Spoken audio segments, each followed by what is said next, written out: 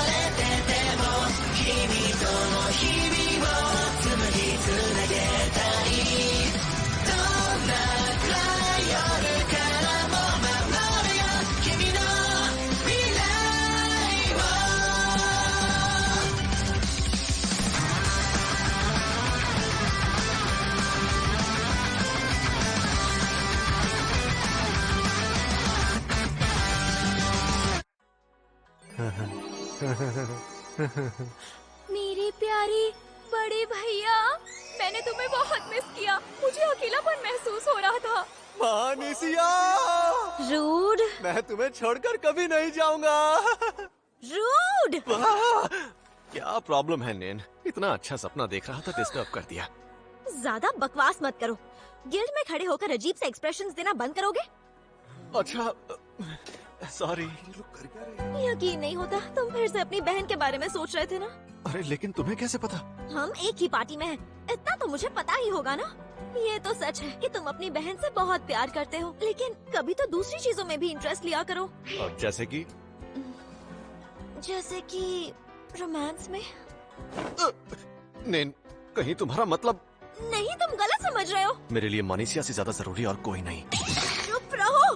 Rude, मैं मजाक नहीं कर रही हूँ, मैं सीरियस हूँ। हाँ तो मैं भी मजाक नहीं कर रहा। फिलहाल मैं और किसी चीज के बारे में नहीं सोच सकता। मानिसिया को एक ऐसी बीमारी है जिसका कोई इलाज नहीं, तो मुझे बस उस लैबिरिंथ का वो गुप्त खजाना चाहिए जो उसकी विश पूरी कर दे। रूड, लेकिन कल की हार के बाद मुझे नहीं लगता खजाना ढूंढना आसान होगा। मुझे बाकियों के लिए बहुत बुरा लग रहा है। ऐसा मत कहो। टैंक होने के नाते तुमने अपना काम बखूबी निभाया है। तुम्हारे ऊपर तो कल हमला भी नहीं हुआ, फिर भी तुम्हारी शील्ड कमजोर कैसे पड़ गई? ये सिर्फ कल की ही बात नहीं है। कुछ दिनों से हम जब भी भूल भुलैया में जाते हैं, मेरी शील्ड किसी वजह से कमजोर पड़ने लगती है। मुझे बहुत पोषण पीना पड़ता है, जिससे ना चाहते हुए भी मैं तुम पर बोझ डाल देता हूँ। मुझे माफ कर देना। तुम माफी क्यों मांग रहे हो? हम सबने जितनी भी जंग लड़ी है उन सब में तुम्हारा योगदान भी बहुत रहा है, और मैं जानती हूँ कि तुमने हमेशा लड़ाई के दौरान मेरी रक्षा की है। इसके अलावा तुम्हारी शील्ड की वैल्यू 9999 है, और ये आज तक की सबसे ताकतवर शील्ड है।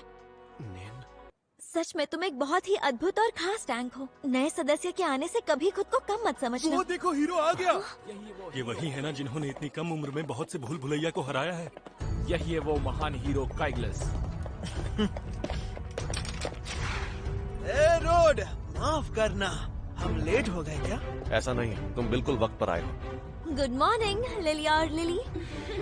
अब जब सब आ ही गए हैं तो मैं तुम्हें सबसे मिलाना चाहता हूँ। यहाँ आ जाओ, ये हैं पार्टी के नए सदस्य। एक मिनट रुको काइग्लस, ये सब क्या हो रहा है? लैब्रिंथ के रूल्स के हिसाब से 6 सदस्य हो सकते हैं, इस तरह तो हम 7 सदस्य हो जाएंगे। फिक्र मत करो, जल्द ही हम 7 से 6 हो जाएंगे। रोड, आज से तुम्हारी कोई जरूरत नहीं। लेकिन क्यों? क्योंकि तुम हवाई धमाका! किसी काम के नहीं बल्कि एक मेगा टैंक हो। जीवन विस्फोट। बचा!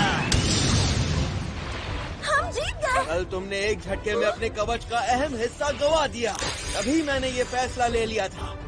ये क्या कर रहे हो तुम? मजाक समझा है क्या? ऐसे टैंक के साथ हम आगे नहीं बढ़ सकते। अब मुझे माफ करना। रुक जाओ। रूट दुश्मनों के हमले को रोकने की कोशिश कर रहा था। उसी दौरान उसका कवच कमजोर पड़ने लगा। जरा सोचो, इसके पीछे कोई तो कारण होगा। कारण साफ है, इसकी स्किल्स ही बीच में दखल दे रही थी। तो ऐसी अनजान स्किल्स जिसके बारे में हमें कुछ नहीं पता।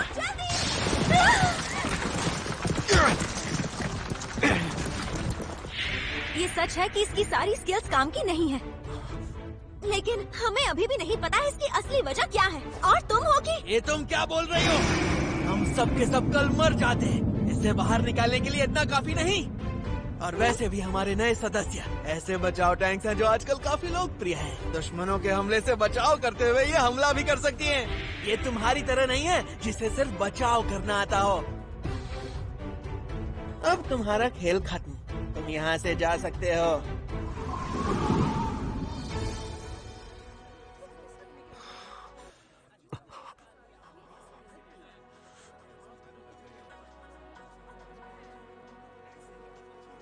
रहने दो।